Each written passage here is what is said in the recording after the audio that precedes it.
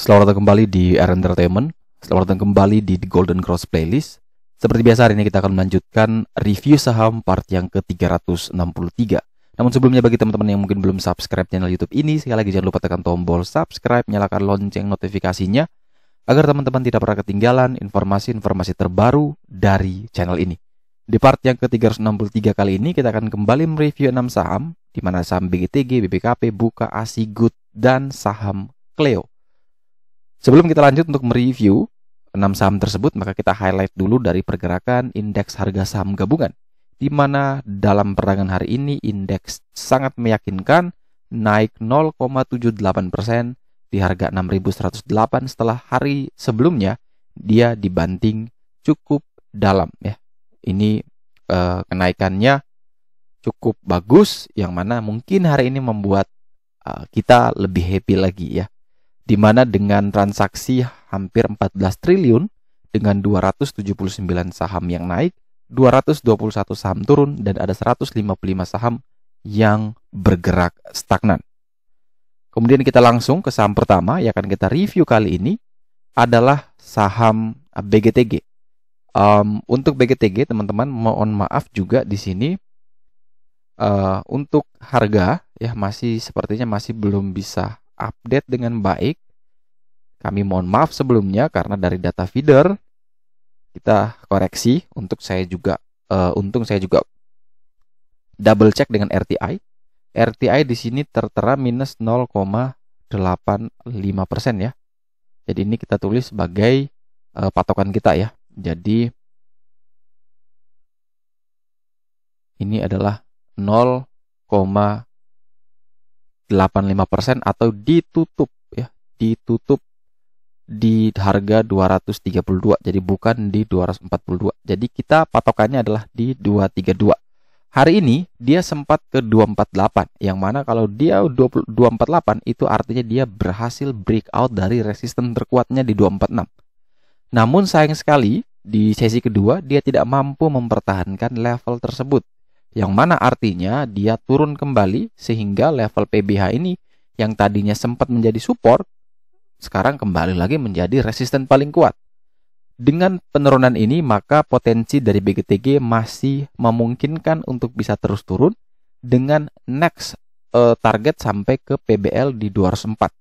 Saat ini BGTG tertahan oleh support white line di 28. Kalau memang ini jebol, lebih baik kita ambil atau kita menunggu lagi di sekitaran 204 sampai dengan 208 ya untuk kembali membeli BGTG.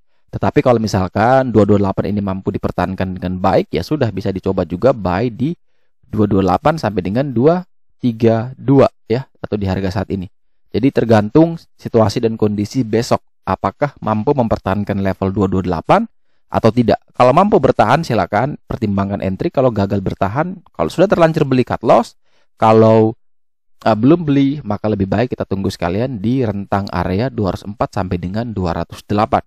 Untuk transaksi turnovernya sekitar 22 miliar, maka coba kita perhatikan dari sisi broker summary-nya. Secara volume broker summary-nya menarik, secara structure ini masih belum terlalu menarik ya. Jadi tetap sepertinya mungkin ya, ini mungkin masih akan terjadi beberapa koreksi yang mana nanti lebih bagus kita konfirmasi dengan teknikal ya. Jadi memang tetap untuk entry selalu kita perhatikan yang namanya teknikal untuk mengukur risk reward. Jadi broker summary atau bandarmologi itu hanya sebagai tambahan untuk meyakinkan kita ya. Jadi kita bisa lebih yakin, dan itu biasa saya pakai. Jadi screening saya memang kadang menggunakan bandarmologi, kemudian saya lihat teknikalnya. Kalau memang teknikalnya juga oke, ya saya entry. Tapi kalau teknikalnya masih jelek, ya lebih baik saya wait and see, walaupun saya yakin bahwa bandarmologinya sedang bagus. Jadi saya harus ukur dulu nih risk rewardnya. Jadi kalau saya tahu cut loss di berapa, TP-nya di berapa, ada risk reward yang menarik, maka saya ambil posisi tersebut. Tapi kalau masih belum, ya jelas mending wait and see. Nah untuk BGTG memang volumenya bagus, tapi cara risk reward masih nanggung ya. Dia harus naik melewati 246, itu baru kita bisa beli juga, atau dia harus turun tapi harus bertahan di 228. itu adalah level yang bagus untuk kita ambil. Tapi kalau ternyata malah jebol terus, ya sudah, lebih baik tunggu di 204 sekalian. Berikutnya kita punya saham Bank Bukopin, ya ini saham yang paling banyak dibicarakan. Hari ini ditutup minus 2,68% ya. Jadi ini kita koreksi lagi, mohon maaf sebelumnya. Yang benar adalah minus 2,68%. Ini turunnya di harga 436 ya. Ini kita patokan di 436.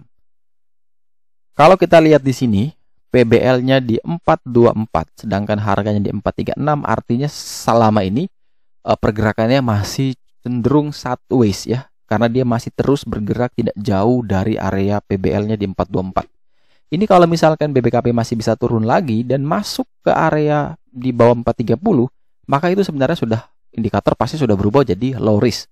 Karena kalau memang mampu mempertahankan level 424, teman-teman bisa pertimbangkan buy di 424 sampai dengan 428. Ini bisa menjadi area atau pilihan beli yang menarik. Asalkan balik lagi, level 424 ini mampu dipertahankan dengan baik. Jadi kalau misalkan mau beli, pertama harus ingat 424 ini adalah level support terkuat saat ini. Kalau bisa bertahan di sana, maka teman-teman bisa mencoba membeli dengan rentang buy 424 sampai dengan 428. Cut loss di bawah 420, target kenaikan menuju ke 496, ini PBH, target jauh ke 660. Akan tetapi kalau misalkan 424 ini jebol, ya misalkan besok opening langsung ARB katakan, ya lebih baik wait and see. Jadi saat teman-teman buka aplikasinya, buka online tradingnya, ternyata harga BBKP di bawah 424, lebih baik wait and see. Karena mungkin potensi penurunan bisa sampai ke harga terendahnya di 400. Kalau kita perhatikan transaksi hari ini sekitar 102 miliar, cukup besar, maka coba kita perhatikan dari broker summary-nya. Secara volume, ini tekanan jualnya begitu tinggi. Secara structure juga, ini sebenarnya masih belum terlalu menarik. Walaupun ada satu top broker yang memang kemarin, seingat saya itu dia di top seller, tiba-tiba dia sekarang di top buyers. Jadi, ini harus saya dalami lebih lanjut karena kita harus melihat dari transaksinya ya. Jadi based on transaksi kita harus lihat perpindahan, kok kemarin dia top sellers, sekarang dia top buyers ya. Jadi kita harus hitung berapa sih kemarin top sellersnya, volumenya berapa, hari ini buyersnya berapa. Jadi kita bisa hitung apakah dia nanti net buy atau dia net sell. Jadi harus kita hitungnya lebih dalam lagi. Tapi kalau sekilas lihat dari sini, posisi hari ini memang secara volume dan structure ini masih belum terlalu menarik.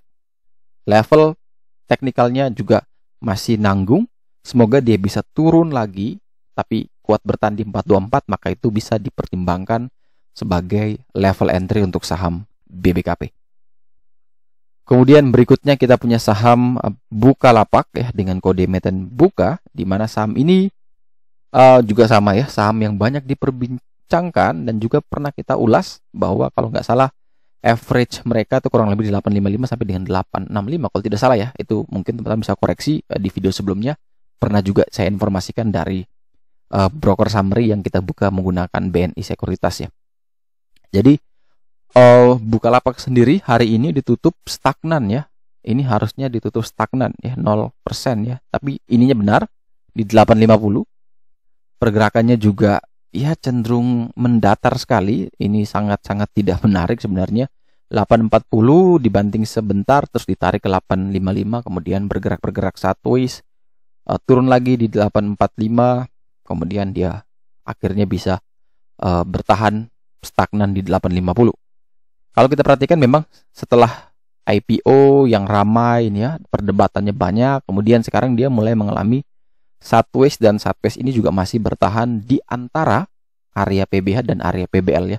PBL mungkin sebelumnya di 840 kalau tidak salah, sekarang dia adjustment ke 800, dia pakai yang lebih rendah lagi, sehingga teman-teman masih punya ruang ini bahwa level supportnya adalah di 800. Jadi kalau misalkan teman-teman waktu itu buy karena level buy-nya adalah PBL di 840, maka tetap gunakan reason to buy yang sama ya. Jadi tidak boleh berubah reason to buy-nya.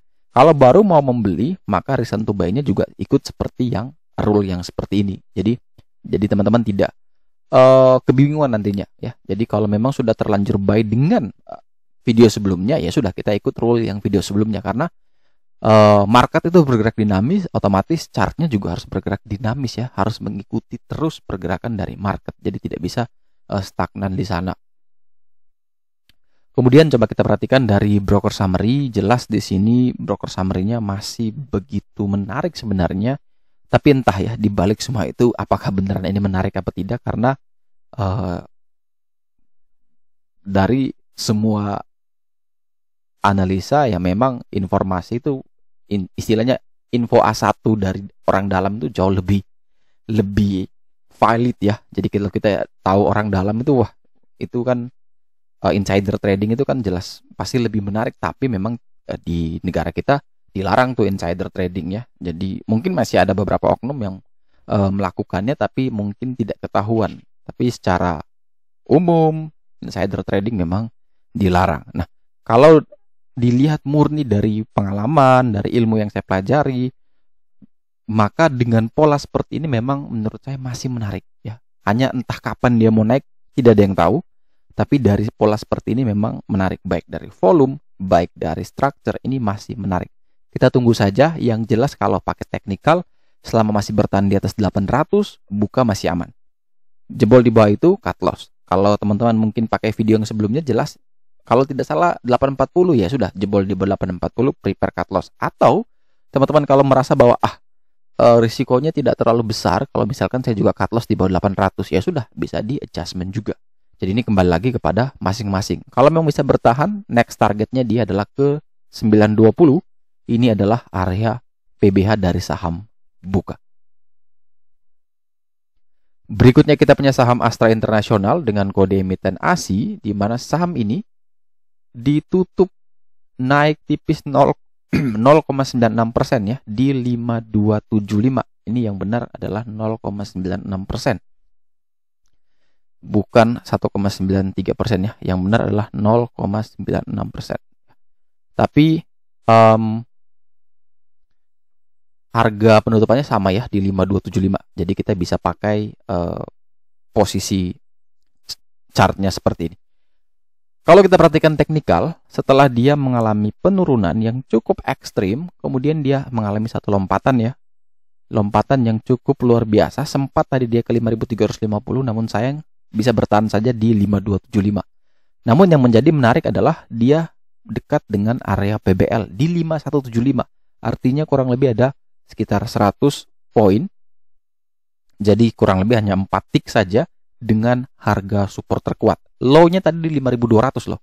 Jadi kalau misalkan besok teman-teman perhatikan, ASI kalau misalkan masih mampu mempertahankan level ini 5175, maka bisa dipertimbangkan buy dengan area belinya 5175 sampai dengan 5225 ya.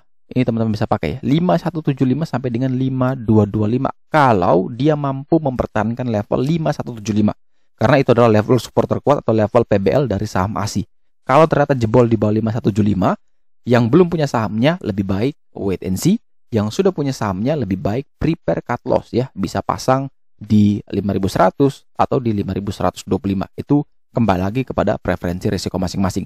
Tapi kalau mampu mempertahankan area pentingnya di 5175, maka peluang untuk ASI bisa kembali menguji 5350 dan next target menuju ke 5550.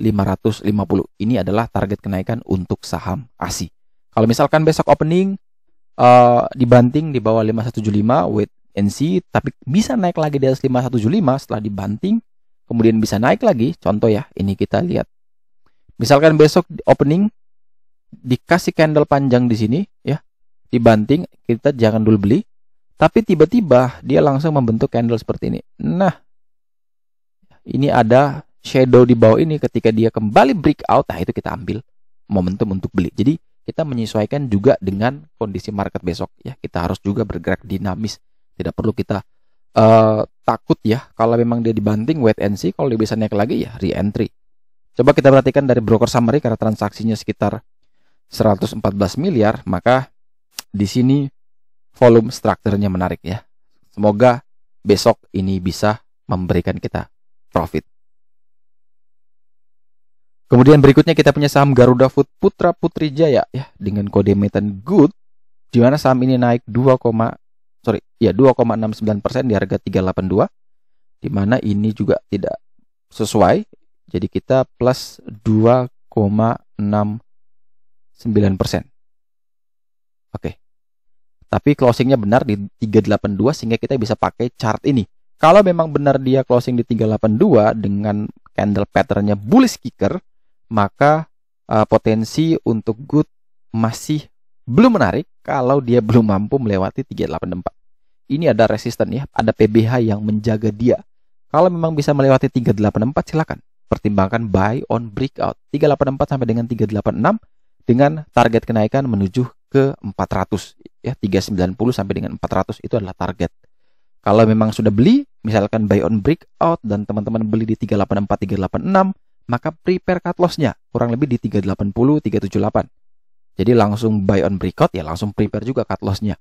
Akan tetapi kalau misalkan tidak mampu melewati dari level 384, lebih baik wait and see, tunggu lagi di 358 sampai dengan 360.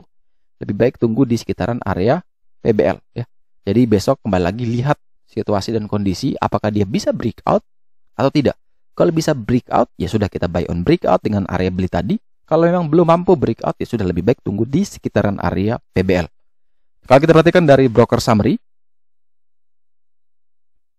di sini secara volume jelek tapi secara strukturnya menarik sekali dan semoga besok masih bisa terus melanjutkan kenaikan. Semoga besok bisa breakout ya. Jadi masukkan ke watchlist. Kalau memang dia bisa breakout maka bisa dipertimbangkan untuk entry di saham GOOD.